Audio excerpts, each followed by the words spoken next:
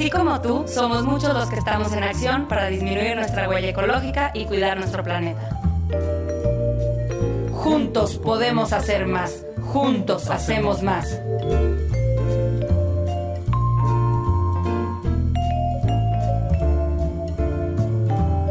Bienvenidos a Encuentro Sustentable.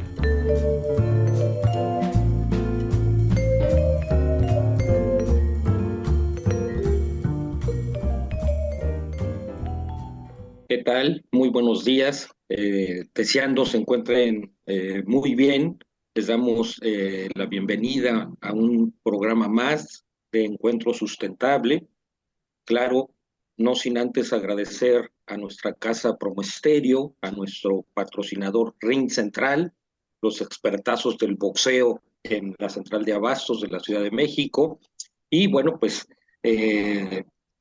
definitivamente ha sido una semana muy interesante y pues, se nos había pasado comentar que recientemente fue publicada la Ley de Economía Circular en la Ciudad de México y por supuesto pues es un tema que hemos estado ya tocando en varios programas a lo largo de finales del año pasado y principios de este y pues con base en esta publicación pues quisiéramos que Horacio Medina, nuestro querido colega Horacio Medina, pues nos explicara, nos diera detalles, porque sin duda él es un expertazo en esto de la economía circular, ¿no?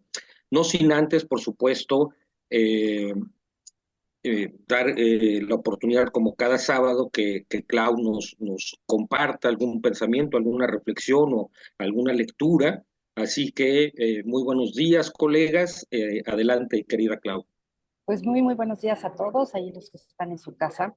Y bueno, pues hoy toca hablar de un tema que obviamente nos va a ser mucho más extenso, nuestro querido Horacio, pero que toca también una parte que creo que es importante mencionar, que tiene que ver con el día 8 de marzo, este día donde se conmemora a la mujer.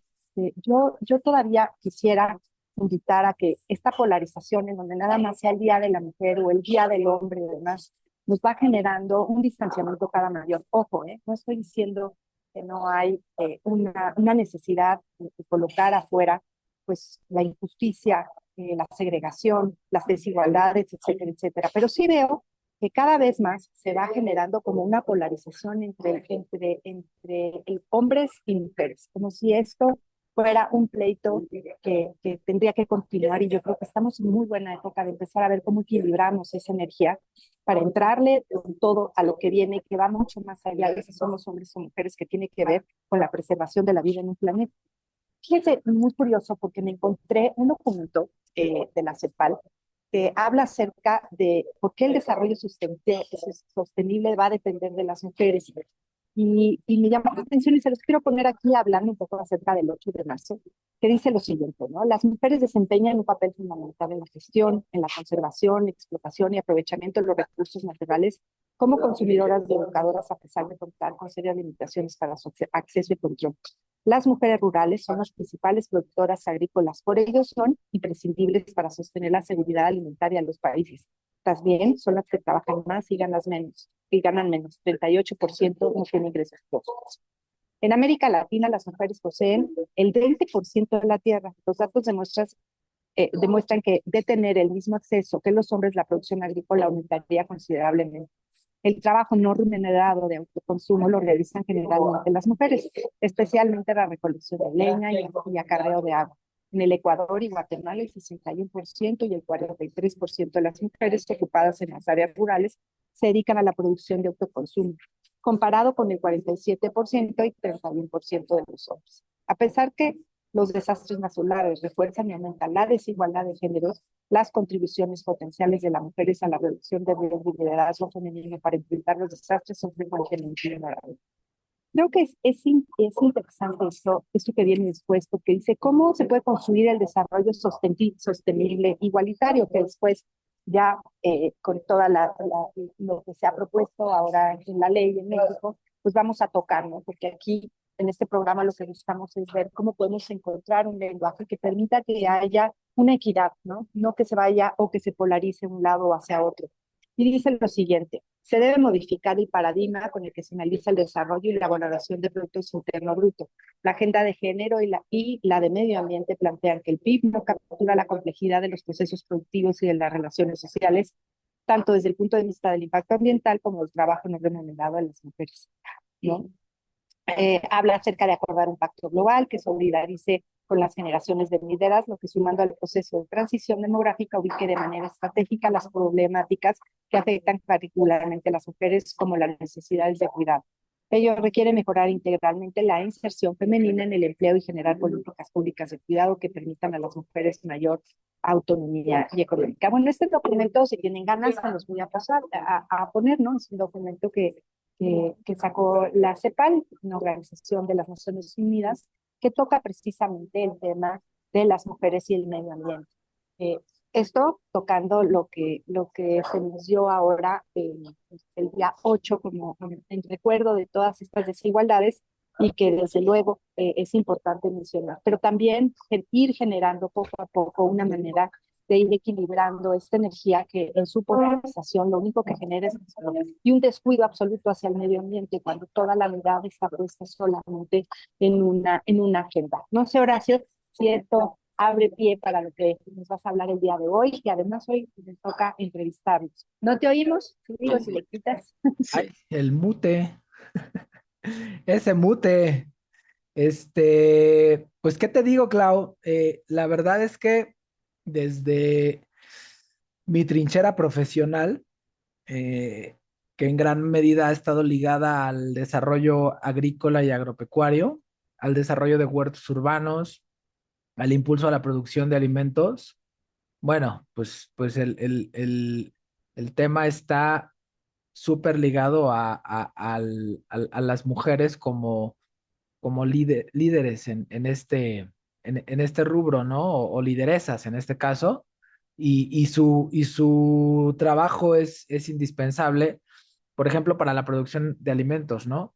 En muchos casos, por ejemplo, y esto pasa en muchas partes del país, las mujeres se encargan de la producción de alimentos porque el hombre se mueve hacia otros lugares a buscar opciones para obtener recursos. Esto yo creo que se debe a, bueno, primero a que estamos en un sistema donde el campo está abandonado y por lo tanto no es sustentable, y por lo mismo, ante esta, pues sí, tristemente sociedad patriarcal en la que vivimos, en la que el hombre resulta, eh, que tiene que muchas veces dejar a cargo de la familia a las mujeres para ir a buscar otra fuente de ingresos, pues son las mujeres las que se hacen cargo, ¿no? Ahora, aquí el trabajo se vuelve sumamente importante porque la producción de alimentos es indispensable para la vida, lo sabemos, ¿no?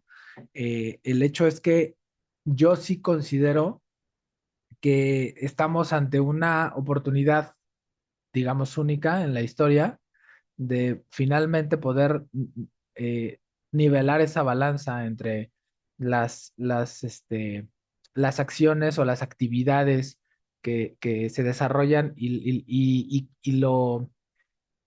digamos el pago o la retribución por esas actividades, y no me refiero exclusivamente a dinero, eh, para las mujeres, ¿no?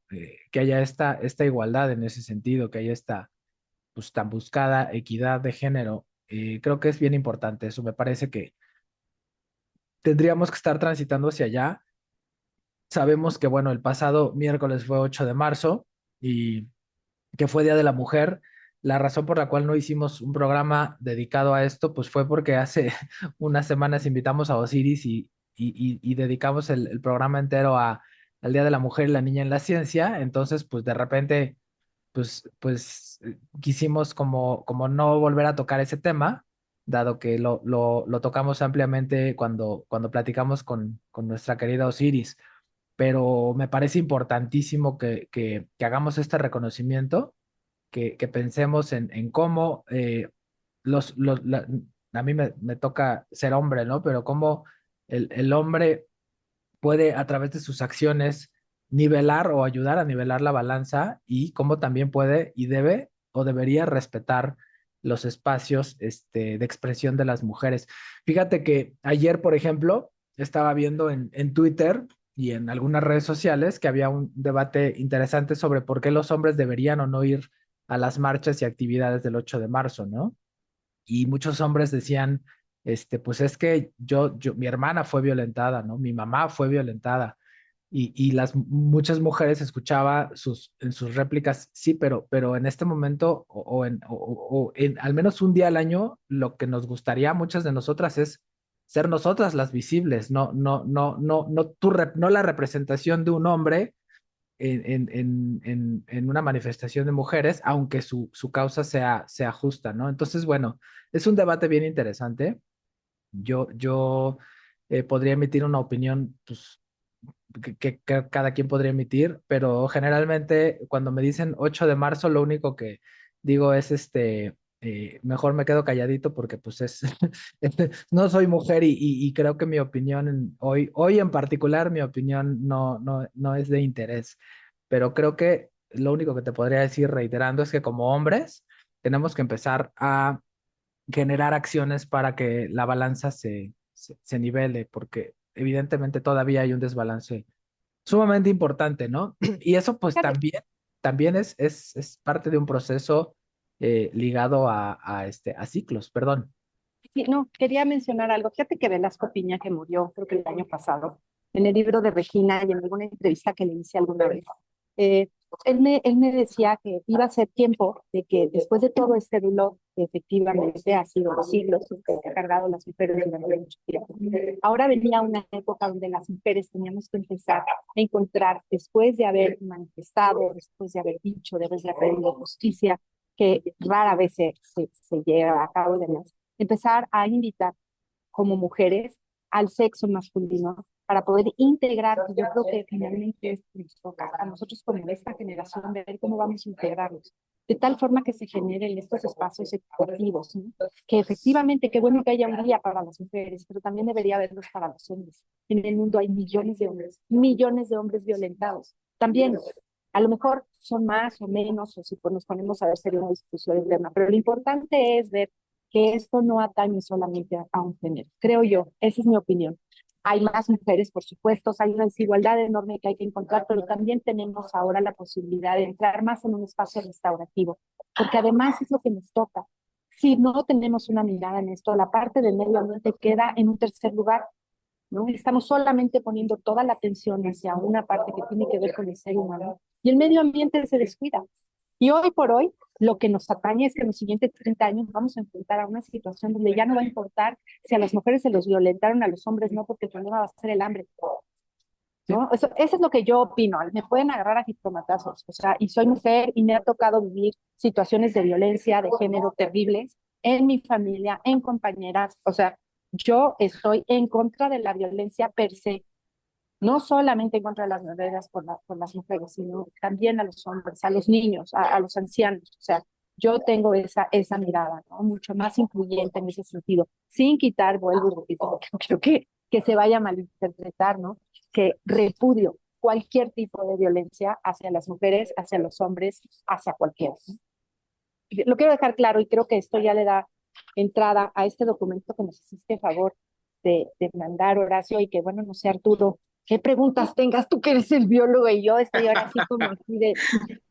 No, atento a las reflexiones que hacen y sin duda pues me sumo a la declaración que acaba de hacer Clau, ¿no? En el sentido de pues hay que repudiar cualquier tipo de violencia, ¿no? No importa hacia quién vaya dirigida, pero es violencia al final del día, ¿no?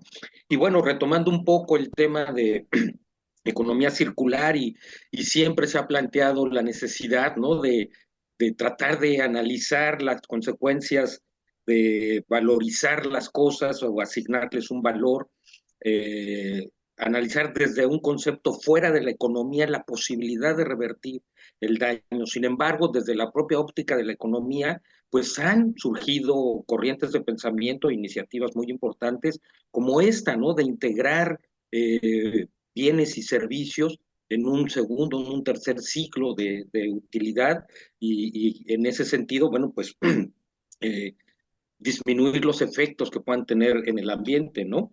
Y en ese sentido, Horacio, digo, aplaudimos sin duda la iniciativa de ley, o bueno, ya es la ley publicada como tal, eh, en el sentido de que delimita, bueno, define muchas cosas que muchas palabras que no estaban claras o todavía eran tema de discusión.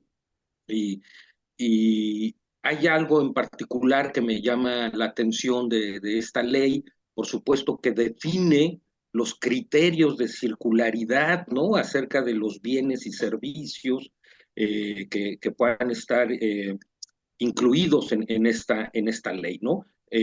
Como por ejemplo definir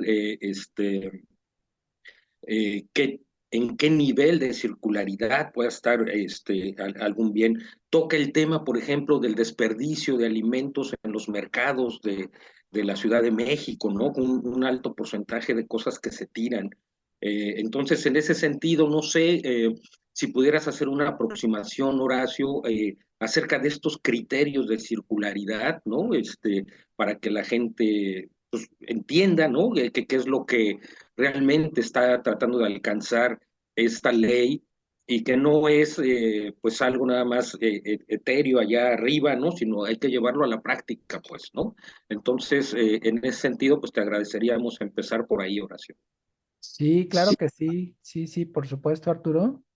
A mí me parece muy importante, primero que nada, entender que la economía circular es un proceso que está o es un concepto que está, que si bien está muy, muy de moda o en la boca de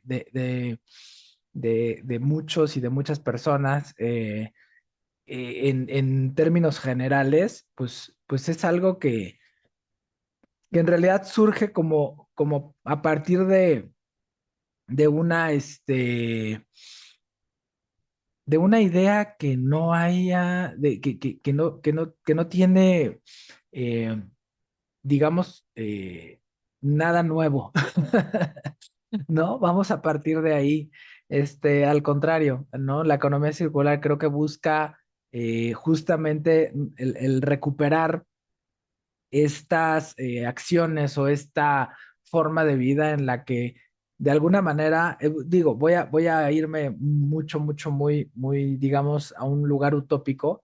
De alguna manera nos encontramos o nos encontrábamos mimetizados con la naturaleza, formábamos parte de un entorno natural en el que digo, muy al principio éramos cazadores, recolectores, y entonces, que por ahí, digo, tocando otra vez nuevamente el tema de la igualdad de género, cabe mencionar que los últimos estudios relacionados digamos, ligados a estudios antropológicos, han mostrado que el tema de el hombre era cazador, recolector y la mujer se quedaba en la crianza, pues es una es una falsedad, ¿no? Iban todos parejos y todos se rifaban el físico, ¿no? Todas y todos. Entonces, no, señores, los hombres no cazaban mamuts y las mujeres cuidaban niños. No funciona así, ni funcionaba así, y no tiene por qué funcionar así. Pero bueno, ya, me estoy desviando del tema. El punto es que en algún momento estábamos mimetizados con la naturaleza, ¿no? Y ¿qué pasa? Bueno, primero, pues los inicios es la agricultura, ¿no? Este inicio de las sociedades. Digamos, sedentarias, en las que, pues, de alguna manera se empieza a generar, sí, ya un concepto de clases, un concepto de separación del trabajo y también, pues, el concepto de residuos, ¿no? Que durante muchos, quizás cientos o miles o decenas de miles de años, pues los residuos eran residuos orgánicos, eran los residuos de los alimentos, básicamente, o quizás después de la construcción de alguna vivienda o de la creación o confección, llamémosle así, de prendas de vestir a partir de elementos naturales como quizás pieles u otras cosas, pues quedaban remanentes, ¿no? Que generalmente eran utilizados para otros fines. O bien, si no eran utilizados, pues eran elementos orgánicos que se degradaban en un periodo de tiempo, digamos, pues biológico, ¿no? El tiempo que tarda en degradarse un elemento biológico, una hoja de un árbol o quizás un animal, o etcétera, etcétera, ¿no? Entonces, bueno, pues todo esto empezó digamos que de alguna manera hizo que aun y cuando los seres humanos generábamos ya residuos o remanentes de nuestras actividades, pues estas no generaran ningún impacto, no generaran mayor impacto, ¿no? Pero pues eventualmente empezamos a descubrir, ¿no? Muy ligado a través de la revolución industrial, empezamos a desarrollar otros elementos, ¿no? Bueno, pues primero, bueno, hace muchísimos años pues, se hizo el manejo de metales, ¿no? Y el manejo de metales, pues en realidad era un proceso de alguna manera circular porque el metal no se desperdiciaba, porque era muy caro obtenerlo como materia prima. Entonces, las primeras civilizaciones que usaban metales, metales como el cobre, metales como la plata, metales como el fierro y otros más, pues no se desperdiciaban porque su extracción y su transformación eran un proceso impresionantemente complejo, ¿no? Entonces, en algún momento, y ahorita te doy la palabra, Clau, en algún momento perdimos esa brújula, viene, pues que va, insisto, muy ligada a la revolución industrial, y empezamos a generar mucho más de lo que consumimos y entonces empezamos a generar más residuos y luego viene la extracción de petróleo y entonces lo que ya he platicado en muchos otros programas, esta extracción del carbono que estaba allá abajo bien guardadito y mantenía un equilibrio en la atmósfera y lo disparamos de nuevo a la atmósfera porque lo empezamos a quemar para generar máquinas de vapor y eventualmente combustibles para automóviles y otras cosas. Empieza a cambiar la concentración de CO2 en la atmósfera y sumemos que estos materiales fósiles dan origen a elementos después de su transformación a través de la petroquímica, dan origen a elementos que tardan muchos años en degradarse, como los plásticos, ¿no? Entonces ahí es donde, digamos que ese es el principio del final. Y llega un momento en el que pues estamos cayendo en cuenta que ya no podemos seguir con esta dinámica y entonces inicia este proceso de revalorización de las cosas y de revalorización de los procesos circulares que pues han formado parte de nosotros prácticamente toda nuestra historia como especie. Perdón, Clau. Sí, iba a complementar un poco lo que estabas diciendo, que tiene que ver con lo siguiente. Tú estás mostrando cómo en una época tuvimos esta parte de explotación de minerales y demás, pues, que generó pues un poco lo que nos llevó a la civilización que está hoy en día.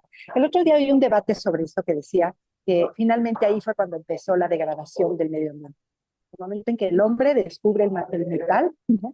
como fuente o necesidad para empezar los procesos agrícolas, ¿no? Que es en donde comenzamos un poco como a separarnos de la naturaleza y a convertirnos un poco en antropocéntricos, ¿no? Estamos un poco ya más colocándonos como una especie dominante. Sin embargo, hay una cosa que es interesante que escuché de un ambientalista que dijo lo siguiente, y dijo, sí, nada más que en esa época, la Tierra tenía la capacidad de nuevamente reorganizarse para que no hubiera una degradación. ¿Eso qué quiere decir? Que se sustraían los elementos de la Tierra, pero la Tierra tenía la capacidad de generar la renovación ay, ya se me fue la palabra, ayúdame. Sí, de los recursos, me refería, de los recursos que se daban. Hoy en día, señores y señoras, hemos llegado al punto que en el mes de junio del año pasado acabamos con todos los recursos del año que podíamos usar. Lo que quiere decir que estamos empezando desde hace más de 50 años a estar en deuda con la Tierra. O sea, esos recursos no son renovables, no va a tener la Tierra la capacidad de respirar, por así decirlo, y producir cosas nuevas para nuestro consumo. Lo pongo ahí porque eso genera luego mucha confusión y creo que es interesante ponerlo como tema. Y si no, pues bueno, ya me aventé. No, claro, tienes razón. Y bueno, pues nada más, todo este antecedente rapidísimo, Arturo, Sí. para responder la pregunta, ¿no? Los criterios de circularidad son estos elementos tomados de toda esta historia que les acabo de platicar, que si bien la ley todavía no los define porque menciona que las autoridades y las dependencias y tal tendrán que definir los criterios de circularidad, pues es justamente el retomar todas estas acciones que llevábamos a cabo o que hemos llevado a cabo prácticamente toda nuestra historia como especie, en el que los elementos que forman parte de nuestro día a día puedan tener, como tú decías hace un momento, una segunda, tercera, cuarta y un número infinito de vueltas en nuestras actividades y en nuestros procesos para que dejemos de lado la nueva extracción de recursos naturales, primer objetivo, ¿no? Ya no queremos extraer nuevos recursos naturales porque ya tenemos mucho circulando por este planeta, en forma de plásticos, en forma de metales, en forma de computadoras, en forma de celulares, en forma de impresoras, en forma de muebles, en forma de X, Y, Z, lo que se les ocurra, ¿no? Y entonces dejar de extraer recursos y los recursos que utilicemos a partir de ahora estén ligados a recursos renovables y que no generen altos impactos en el planeta, ¿no? Entonces, los criterios van por ese lado, Arturo. Sí, muchas gracias, Horacio. Y digo, preguntaba acerca de los criterios, porque bueno, viene como un instrumento propio de esta ley, pues está el tema de emitir un distintivo de circularidad a empresas, organizaciones, sectores económicos como tal, este distintivo, ¿no? De circularidad. Entonces, no sé qué sepas al respecto, Horacio. Se me volvió a olvidar prender el micrófono. Sí. Empieza uno a hablar con la cosa esa callada. Mira, te platico un poco. La ley de economía circular está dividida como lo podemos revisar en varios capítulos, ¿no? Todas las leyes tienen esta característica. En el caso particular de la ley de economía circular, lo que busca es generar tres, digamos, grandes instrumentos para transitar hacia la economía circular, ¿no? Que es primero que nada, evaluar los procesos circulares, es decir, tener a la mano a partir de un análisis y un estudio, digamos, y una revisión del proceso, tener a la mano un sistema que permita evaluar la circularidad de un proceso, de una empresa, de una industria,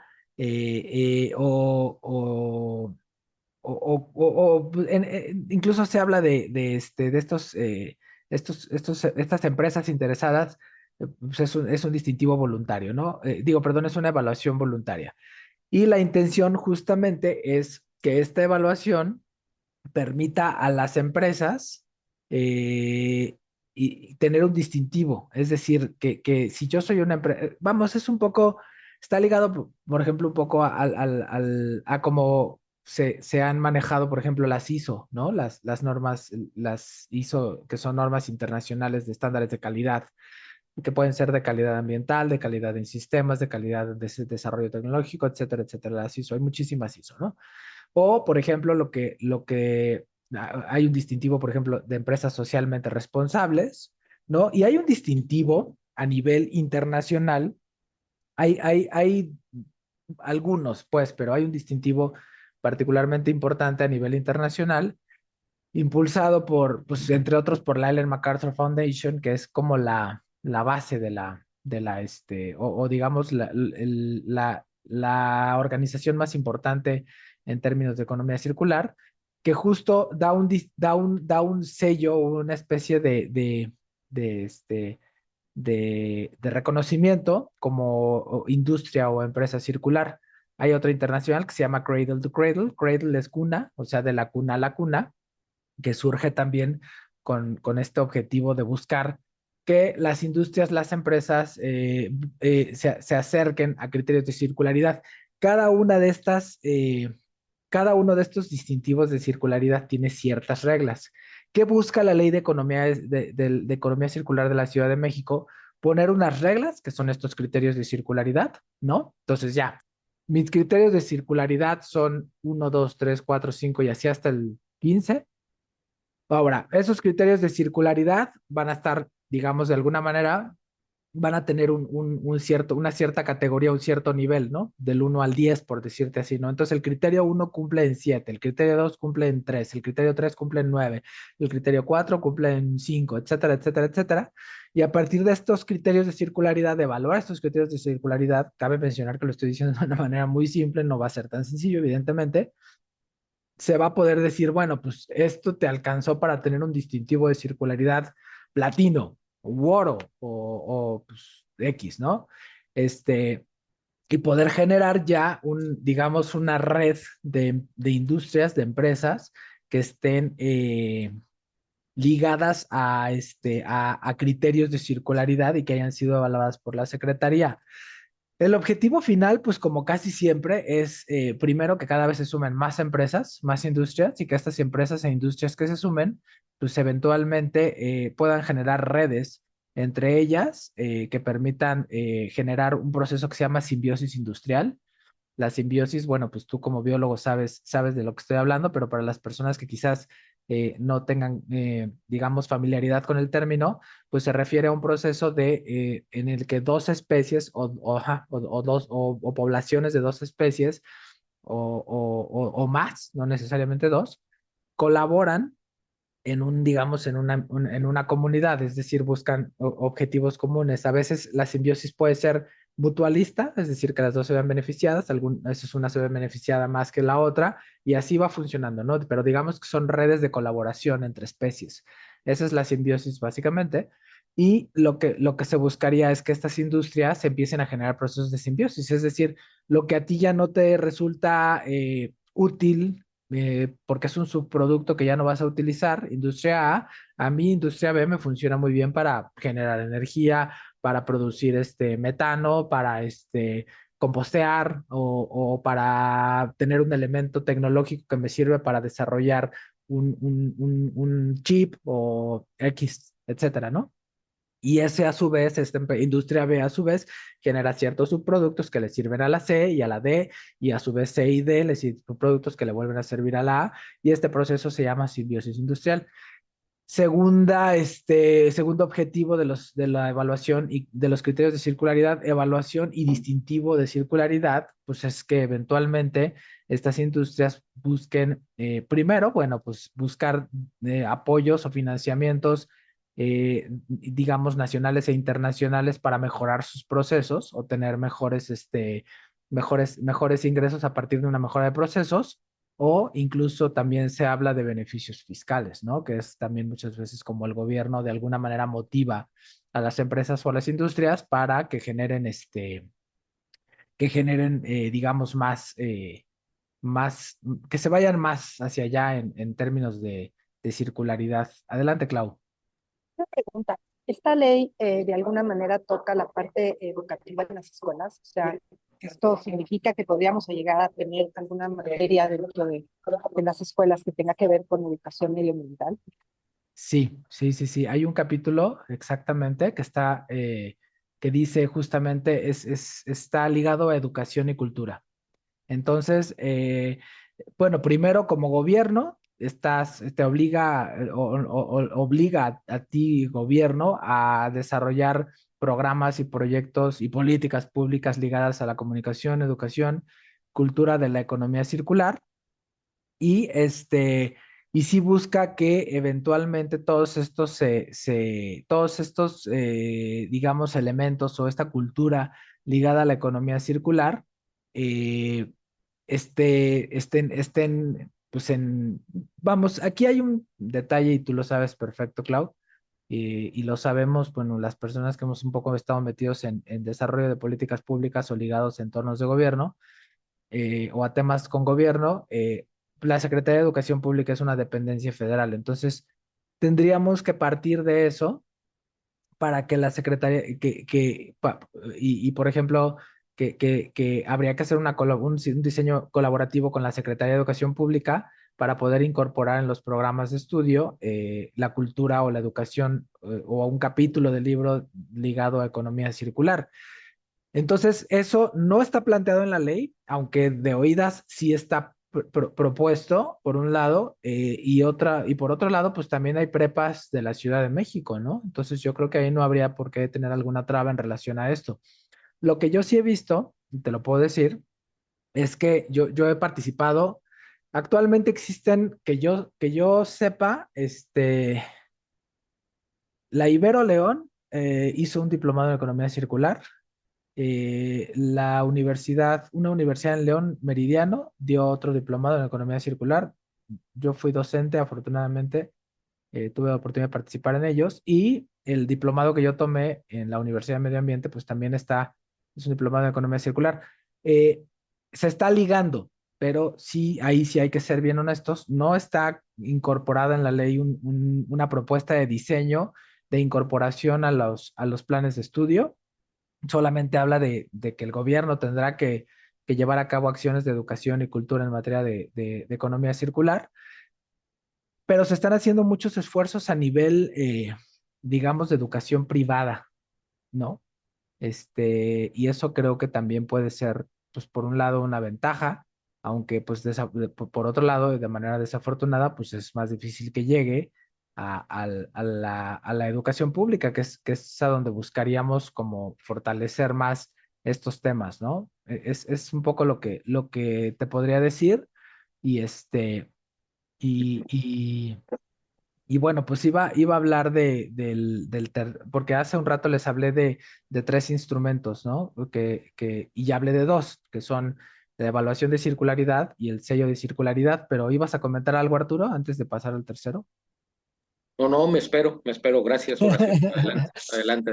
Sí, es que la ley, el artículo 17 habla de tres instrumentos de política pública, que es la evaluación de circularidad, que está basada en los criterios de circularidad, un poco lo que ya mencioné o expliqué hace un rato, y el distintivo de circularidad. Pero hay una tercera, el uno y el 2 están muy ligados a empresas, a industrias. El 3 es una cosa que se llama Programa de Economía Circular de la Ciudad de México, que es la encargada o va a ser el instrumento encargado de la planeación de políticas públicas, programas y todo lo desarrollado, lo que puede y debe desarrollar el gobierno para desde el interior y hacia el exterior poder generar un programa de economía circular sexenal, es importante, o sea, es decir, se vuelve como estos programas, como el Plan Nacional de Desarrollo, como el Plan Verde, que es el programa de medio ambiente del gobierno de la Ciudad de México, en este caso, del que sea, o como todos estos planes sexenales, que de hecho creo que hasta hay una estación de metro que se llama Plan Sexenal. Son tan famosos estos planes sexenales que creo que, o hay un deportivo, ¿no? Que se llama Plan Sexenal, que está por allá por el oriente de la ciudad, ya me acordé. Estos planes sexenales son, digamos, los instrumentos que rigen la política pública de los gobiernos. En el caso de los gobiernos estatales y federales, los planes son sexenales porque el gobierno en turno dura 6 años. En los municipios y alcaldías de la Ciudad de México, los planes no sé si se diga trianuales o trienales, no lo tengo muy claro, pero bueno, son de 3 años, pues, porque es el tiempo que dura la dependencia.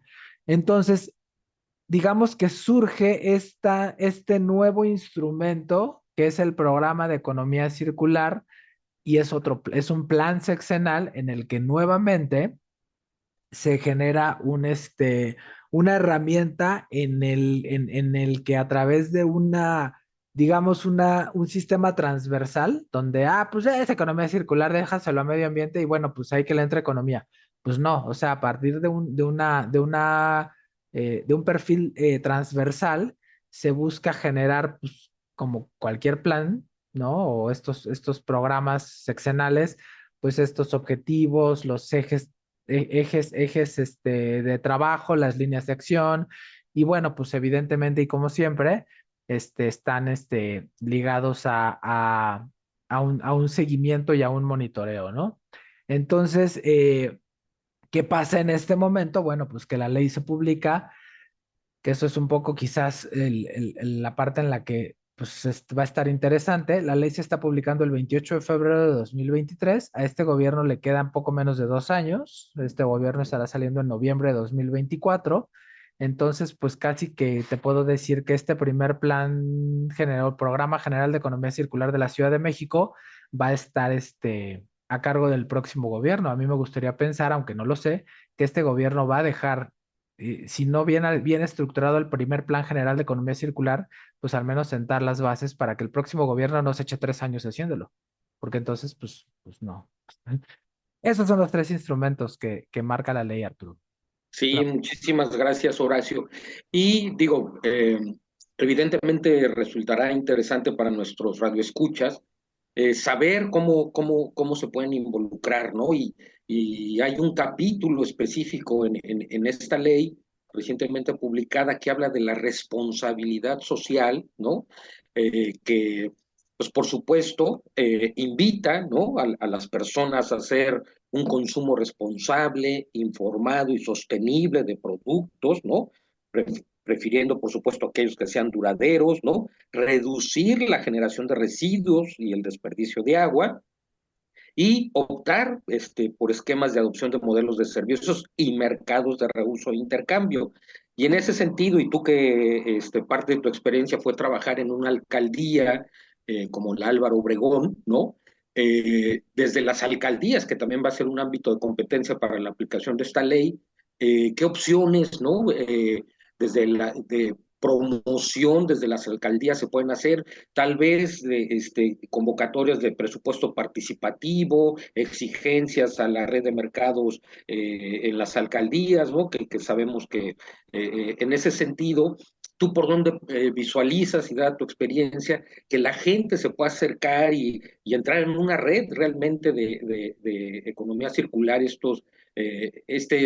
explicación que hacías de la simbiosis, ¿no? También tendrían que estar, pues la gente dispuesta a participar y de manera activa, ¿no? Claro. Mira, los instrumentos de la ley, Arturo, desafortunadamente, bueno, no, quizás no desafortunadamente, pero, más bien, déjame replantear el inicio de lo que voy a decir. Desafortunadamente, las leyes generan instrumentos muy, muy ligados, o esta ley en particular sí genera instrumentos interesantes, pero no podemos abarcar o no se puede abarcar todo lo que uno quisiera, ¿no? Entonces, en este caso, la ley deja un poco de lado qué puede hacer la población o cómo puede hacer la población un esfuerzo en temas de economía circular. Voy a hacerlo, te voy a platicar un poco cómo, digamos, como dependencia de gobierno, me tocó ser director general de sustentabilidad en Álvaro Obregón, como ustedes saben. Eh, Pasa que uno como dependencia está obligado. O sea, tú como población puedes decir, oye, a ver, pues yo conozco la ley y autoridad a ti te corresponde y tienes la obligación de impulsar el desarrollo de proyectos de economía circular. Yo, población, pues uno, me quedo sentado y estoy esperando a que tú me digas cuáles son los instrumentos de política pública, que no voy a decir que está mal, pero digamos es una participación menos activa. Yo nada más te vengo a exigir, yo ya cumplí con mi trabajo, que es exigirte, y ahora pues tú qué vas a hacer. Entonces, en ese caso, la dependencia de gobierno te dice, órale, va, pues vamos a instrumentar un programa de manejo de residuos en la zona de Barrancas, que te estoy platicando una experiencia propia, ¿no? En el que vamos a generar un módulo itinerante, perdón, de compra de residuos y para que cada domingo las personas que viven cerca de las zonas de Barranca puedan ir y vender sus residuos y obtengan un recurso por esto, un dinero, ¿no? Este, y entonces a la población le empieza a interesar el proyecto a grado tal que incluso nos llegó a pasar, te insisto, te estoy platicando una experiencia propia, la gente iba y pues sacaba, pues quizás, bueno, solo los valorizables de las barrancas, ¿no? Un poco el PET, el vidrio, el aluminio, etcétera, etcétera, y los llevaba a vender. Y se llevaba 40, 50, 100 pesos o hasta más, ¿no? Este, la población toma esta propuesta de política pública, sale el gobierno y el gobierno entrante puede o no retomarla. Tú sabes que aquí los gobiernos son muy celosos y todo el anterior lo hizo mal. Entonces, ahí es donde como población nos toca decir, oye, a ver, autoridad entrante, este programa estaba funcionando súper bien. Nosotros ya estamos habituados a este programa, nos gusta, y queremos que le des continuidad, ¿no? Entonces, pues vas y dale, ¿no? Y entonces ya como dependencia, pues uno, ahora sí que le entra la presión y dice, no, pues sí, vamos a seguir jugando este juego porque a la población le está gustando y nos está metiendo presión para ello. Cosa número dos, no es guayabazo. Sí, voy rapidísimo. Cosa número dos, no es guayabazo. Hay grupos organizados como C7, que también me tocó conocerlos cuando estaba en gobierno, o como algunas vecinas y vecinos, por ejemplo, de San Ángel, que me decían, a ver, Horacio, a ver, ya hicimos esto. O sea, ya te hicimos la tarea, compadre. Ya no tienes que diseñar política pública, ya la diseñamos nosotros. Revísala, adecúala y ayúdame a ejecutarla. ¿Sale? Esa es la otra acción que como población puedes hacer. Ambas son buenas, una es más proactiva que la otra, pero pues lo importante es que como población tú cumplas lo que dice la ley es mínimo, ¿no? Pues voy a intentar comprar, ser más consciente en las compras, hacer más consciente mi generación de residuos, hacer correcta separación, reutilizar, etcétera, etcétera. Esas son acciones que puedo hacer todos los días, pero desde este lugar como, digamos, organización o sociedad civil organizada, puedes hacer o desarrollar política pública y exigirle al gobierno que la impulse o exigirle al gobierno que la política pública ligada al tema que te interesa, la haga o en su caso, si ya está hecha, le dé seguimiento. Adelante, Clau, manita levantada. Ya nos queda poquito tiempo, sí es cierto. Yo, yo quería hacer un comentario, digo, de entrada, muchas gracias. La verdad me parece que todos los que estamos viviendo en una ciudad como esta tendríamos la obligación, ya no es nada más como, ay, sí, me voy a enterar, no, es obligación. Entender, conocer, preguntar, cuestionar todo lo que tiene que ver en materia de leyes para lo que tiene que ver con el medio ambiente. Pero sobre todo una cosa que es muy importante, yo se los dejo de tarea, o sea, porque me la pongo yo todos los días, es hoy yo como ciudadano de a pie, ¿cómo estoy influyendo en el medio ambiente? O sea, para poder empezar a entender, sumarnos, crear, impulsar leyes, lo primero que tenemos que ver es cómo estamos nosotros en términos de nuestra relación con el medio ambiente para poder hacer lo que sigue. Porque parece increíble, pero estas normas, estas leyes que se colocan allá, aparecen allá y entonces están lejanas a nosotros, al ciudadano de a pie, que realmente ni siquiera tenemos la capacidad de poderlas tocar, ¿no? Un poco me pasaba en la época en que alguna vez alguien me presentó a Dios y yo veía como que Dios estaba tan lejos y no estaba tan cercano que decía, no, bueno, pues ni para qué le hago, ¿no? Un poco en esa sensación de tener tan alejado estos conceptos. Entonces, yo la invitación que haría a los que nos están escuchando es, sí, es indispensable estar enterados, sí, es importantísimo ver cómo los ciudadanos podemos apoyar, impulsar y hacer todo lo necesario, pero yo creo que lo primero empieza por nosotros, por nuestra casa, por ver cómo estamos nosotros influyendo en el medio ambiente y desde ahí empezar a hacer cosas. La otra cosa que creo que es importante y que toca parte del proyecto de colectivo es que tiene que ver con la parte de la salud mental. O sea, definitivamente estoy completamente de acuerdo con estas normas y estas leyes que impulsan las cuestiones que tienen que ver con el medio ambiente, pero si no hay una política de salud mental que vaya impulsando también estos proyectos, se quedan cortos. Esa es mi sensación. O sea, pareciera que una cosa va por un lado y otra. Las políticas en salud mental en una ciudad como la nuestra se fueron para atrás, quitando los hospitales psiquiátricos, no dando atención psicológica a la gente, a la población que la necesita. Entonces, ¿cómo lo veo yo? Yo creo que sí, efectivamente, empieza por casa, empieza por cuestionarse, empieza además, pero también empieza por uno cuestionarse que, aunque está esta otra parte, hay otra parte que también tiene que ser vista y que como ciudadanos también tenemos la obligación, creo yo, no sé cómo lo vean ustedes, de ir a la par para poder encontrar los conocidos y poder enfrentar una crisis, insisto, como lo que estoy diciendo al principio del programa, que nos toca a todos, hombres, mujeres, niños, adultos y demás, y que en los siguientes 30 años, porque ya los empezamos a vivir, esto se va a ir recrudeciendo. Yo no sé ustedes, pero yo ayer estuve en un edificio donde el aire acondicionado se apagó. Estoy hablando de una política que no es cualquier edificio de la Ciudad de México, y por Dios, no se pueden imaginar el mal humor que me empezó a generar y me tuve que salir. No pude con el calor. En ese momento fue cuando planteé la posibilidad de, señores, ya no es broma, esto va en serio, cada vez se está recrudeciendo más. Y yo les agradezco a todos, extrañamos a Shelly en este programa el día de hoy, a nuestro patrocinador Central, que siempre nos acompaña en el corazón y pues poniendo también sus instalaciones al servicio de la salud mental, porque finalmente nosotros en este programa trabajamos de una manera integral. Bueno, y un abrazo a todas las mujeres que ayer marcharon, que estuvieron, que pusieron la voz ahí, y aquellos hombres que aunque no pudieron estar como tú, Horacio, me acompañan también el sentir, el acompañar y el ver cómo podemos generar una sociedad más justa para todos. Gracias. Yo Gracias, Clau. también ya me despido. Adiós. Para que Arturo No, cierre. no, si quieres comentar algo, por supuesto. Nada más agradecerles la invitación, no invitación, porque, porque si bien soy una de las personas que conduce este programa, pues creo que hoy me tocó ser como el invitado y me solté hablando. Muchas gracias, Clau, muchas gracias, Arturo.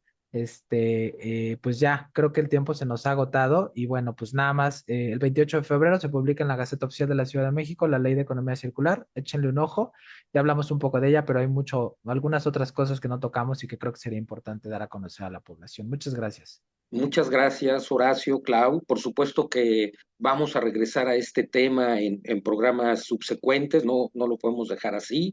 Es un tema que, como bien decía Clau, tendríamos que también comentar aspectos de su implementación a nivel de pues, ciudadanos, no importa si en qué ámbito te desarrolles o te desempeñes, siempre es importante saber cómo buscar o alcanzar un mejor entorno para vivir, ¿no?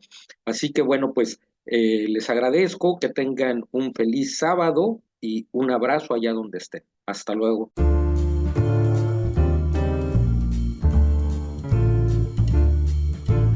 Así como tú, somos muchos los que estamos en acción para disminuir nuestra huella ecológica y cuidar nuestro planeta. Esto fue Encuentro Sustentable. Escúchanos todos los sábados 11 de la mañana a través de promoestereo.com.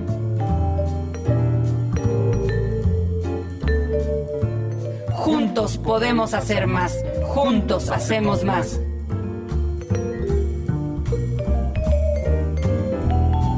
Hasta pronto.